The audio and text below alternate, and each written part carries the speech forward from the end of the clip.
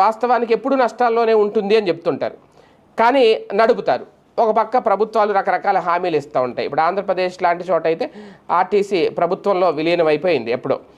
అంటే ఆర్టీసీ కూడా ప్రభుత్వ రంగ సంస్థే. అంతకుముందు వరకు, విభజన ముందు వరకు కూడా ఆర్టీసీ ప్రైవేట్ సంస్థగానే ఉండేది, అండర్ కవర్ అన్నట్టు ఉండేది కదా అప్పట్లో. అయితే ఇప్పుడు తాజాగా ఆర్టీసీ సిబ్బంది కష్టాలు, ఒక రకంగా ఆర్టీసీ ఆవేదన ఇది అని అనుకోవాలి. రకరకాల ఇబ్బందులు, అంటే ఇందులో ప్రధానంగా కొన్ని ఇబ్బందులు అయితే ఇప్పుడు తెర మీద తీసుకొచ్చారు ఆర్టీసీలో. డ్రైవర్ బాధ డ్రైవర్ది, కండక్టర్ బాధ కండక్టర్ది, ఆఫీసు సిబ్బంది బాధ ఆఫీస్ సిబ్బంది, రకరకాల.